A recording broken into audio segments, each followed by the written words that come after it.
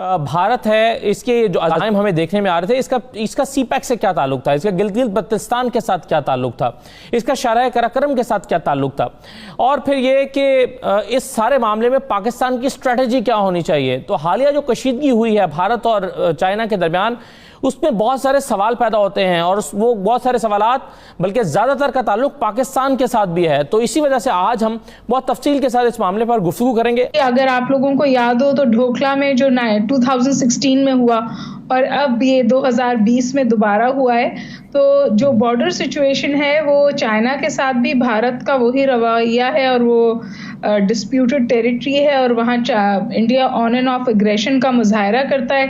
फ़र्क सिर्फ ये है कि जब पाकिस्तान के साथ वो एग्रेशन करता है लाइन ऑफ कंट्रोल पे, 2020 में मेरे ख्याल है 900 वायलेशंस हुई हैं लाइन ऑफ कंट्रोल की, तो पाकिस्तान स्ट्रैटेजिक रिस्ट्रेंट का मुजाहरा करता है और रेसिप्रोकल फोर्स से जवाब देता है ताकि सूरत हाल एस्केलेट ना हो।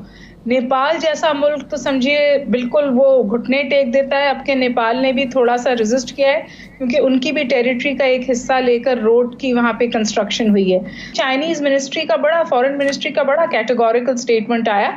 चाइनीज फॉरेन मिनिस्ट्री ने कहा है कि जी हम अपनी टेरिटोरियल इंटेग्रिटी का दिफा कर रहे हैं और ये बात भी गलत है कि वो इंडियन टेरिटरी पे हैं, वो अपनी टेरिटरी पे हैं जो उनकी टेरिटरी है और उस पर इंडियन इंकर्जन थी जिसको उन्होंने पुश बैक दिया है। देखें तो इस वक्त एनवायरनमेंट को समझने की ज़रूरत है। चाइना का जो भी रिस्पांस है वो ओवरऑल स्ट्रेटेजिक एनवायरनमेंट का एक हिस्सा है और उसकी एक ज़रूरत है। ओवरऑल एनवायरनमेंट क्या है इस वक्त पोस्ट कोरोना एनवायरनमेंट में और अमेरिका के आने वाले इंतखाबात में एक खास माहौल बना है। अमेरिका प्रेसिडेंट ट्रंप इल्ज़ाम लगा रहे हैं चाइना के ऊपर कोरोना वायरस के स्प्रेड का या डिलिबरेट लीक का, फिर वो इनकी बढ़ती हुई इकोनॉमिक इन्फ्लुएंस को या मुआशरती जो असर रसूख है उसको रोकने के लिए both the countries are at war.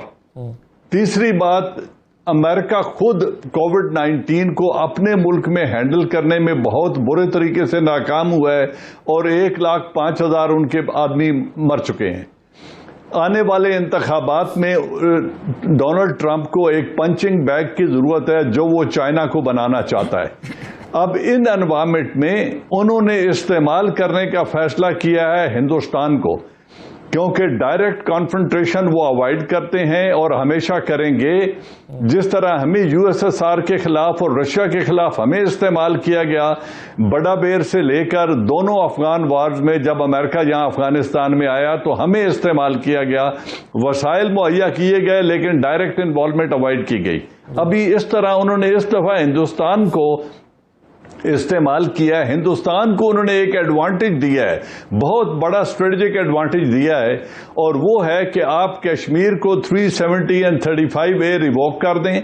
आपके खिलाफ कोई इंटरनेशनल एक्शन नहीं होगा, ना सैंक्शन लगेंगी, ना आपके ऊपर कोई दबाव आएगा, न यूनाइटेड नेशन आपके खिलाफ कोई कार्रवाई करेगी। आप इसको हड़प कर जाएं कश्मीर को, और इतना बड़ा एडवांटेज देने के बाद वो उससे जो ले रहे हैं वो तीन हैं जी। पहली बात यह है कि वो जो चाइनीज सेंसिटिविटी है साउथ चाइना सी में, क्योंकि चाइना ने 1,40 करोड़ लोगों का पेट भरना है, उसकी मुआशी ज़रूरतें और एनर्जी की ज़रूरतें बहुत ज़्यादा हैं। साउथ चाइना सी में उसकी मुश्किलात का इजाफा अमेरिका कर सकता है। जापान, ऑस्ट्रेलिया, इंडिया और अमेरिका का जो 4 मुल्की मुआहदा है उसके तहत हो सकता है। ताइवान में उनके लिए प्रॉब्लम क्रिएट हो सकते हैं, और साउथ चाइना सी और सी ऑफ जापान में उनकी मूवमेंट को इंटरप्ट किया जा सकता है। तो उसकी तमाम तर तिजारत को रोकने के इम्कानात हैं। लिहाजा चाइना चाहता है कि सीपैक एंड सिल्क रूट खुला रहे और अल्टरनेट रूट समुद्रों के पानी तक रसाई का शॉर्टेस्ट रूट उसको अवेलेबल हो। अब इस सारे को डिस्टर्ब करने के लिए वो हिंदुस्तान को इस्तेमाल करना चाहते हैं कि आप इनके खिलाफ लद्दाख रीजन में वहां पे कार्रवाई शुरू करें। और 370 एंड 35A की रिवोक करने के बाद इस लद्दाख को उन्होंने यूनियन टेरिटरी में शामिल कर लिया है और लाइन ऑफ एक्चुअल कॉन्टैक्ट को उन्होंने वायलेट करके मैक्सिमम एग्रेशन की कोशिश की है। और अगर आप परसों का एक रेजोल्यूशन जो एक सेनेटर ने मूव किया है तहरीक के हम तिब्बत को इंडिपेंडेंट स्टेट के तौर पे रिकॉग्नाइज कर ले अमेरिका, ये वो ग्रेटर डिजाइन है चाइना के अंदर इंस्टेबिलिटी क्रिएट करने का और यहाँ वो हिंदुस्तान को इस्तेमाल करना चाहते हैं। जी बिल्कुल सही है जन साहब, आपने पूरा बैकग्राउंड दिया अमेरिका के इन्वॉल्वमेंट का और उसकी इंटरप्रिटेशन दी है। एक और इंटरप्रिटेशन जो है आज और ये मकबूल जान साहब ने अपने कॉलम में भी की है। और ये साहब ये अगर अमेरिका ही इस पूरे प्लान के पीछे है तो अमेरिका फिर सालिसी की पेशकश लेकर क्यों आ गया कि आइए मैं आप दोनों के दरमियान में सालिसी कराता हूं, जिसको ना भारत ने कबूल किया ना चाइना ने कबूल किया और जाहिर है चाइना ने तो करना भी नहीं था। तो ये अब इंटेंशंस क्या है अमेरिका की इस नई ऑफर के पीछे? देखें 2005 में जब दूसरी दफा जॉर्ज डब्ल्यू बुश ने इलेक्शन जीता है तो वॉर एंड टेरर के ऊपर इन्वेस्टमेंट बहुत ज्यादा हो गई हुई थी। तो जॉर्ज डब्ल्यू बुश ने स्टेट ऑफ द यूनियन के उसमें तकरीब में एड्रेस करते हुए कहा था, we are not complacent enough that we should not consider the threats of Indian and Chinese economy, and the Indian economy is more a threat to us because the Indian education system is well in place। एक तो ये देख लीजिएगा। दूसरा ये था कि जिस वक्त 2008 की मुकम्मल तौर पर तबाही और बर्बादी हुई है, $700 बिलियन मांगे हैं वॉल स्ट्रीट ने, तो रैंड कॉर्पोरेशन को एक रिपोर्ट बनाई गई थी और कहा गया था कि बताएं हमें क्या करें। तो उन्होंने ये कहा था कि $1400 अरब भी आग दे दें तो ये उठने वाला नहीं, ये बुलबुला फट चुका है, इकोनॉमिक बुलबुला, ये बहुत बुरा होगा। अमेरिका को अगर इकोनॉमी को स्टेबलाइज करना है तो दो बड़ी जंगें होनी चाहिए और वो दो बड़ी जंगें तीन बड़ी मईशतों के दरमियान होनी चाहिए जो पली हुई मईशतें हैं। और उन्होंने उन मईशतों के अंदर इंडिया को गिना था, चाइना को गिना था, रूस को गिना था और उसके साथ साथ उन्होंने कहा था कि इन तीनों के अंदर एक साइजेबल पॉपुलेशन मुसलमानों की है कि जिनको अगर उठा लिया जाए तो प्रॉक्सी वॉर शुरू हो सकती है और वो बड़ा मसला बना सकती है। लेकिन अफगानिस्तान की सिचुएशन ने इनको बिल्कुल बदल दिया। इसकी बुनियाद पे 2010 में हेनरी क्लिंटन ने एक आर्टिकल लिखा था फॉरेन पॉलिसी में, where we are going to invest our next 10 years, और उसने कहा था the people who believe that the strength of America lies inside America are fools, strength of America lies outside America। हम containment of China कहेंगे। सितंबर 2019 में pentagon की फार east Asian strategy आई है जिसमें पार्टनर डिसाइड हुए हैं, उसमें इंडिया एक बहुत बड़ा पार्टनर है। उन्होंने कहा है कि जब तक हम इस सारी सूरत हाल के अंदर चाइना को कंटेन नहीं करते हम कुछ नहीं कर सकते। 3,70,000 के करीब अफवाज जो हैं इस वक्त इंडिया अमेरिका की वहां खड़ी हैं। अब उन्होंने इंडिया के अंदर आप अंदाजा करें 205 की स्ट्रेटेजी बनी है। उसके बाद उन्होंने पूरे कॉर्पोरेट पैसे से नरेंद्र मोदी को जिताया है, पूरा हिंदुत्व का वो तस्वर उभारा है और उस हिंदुत्व के तस्वर के अंदर उन्होंने उनको बना दिया है कि अब हमने लड़ना है।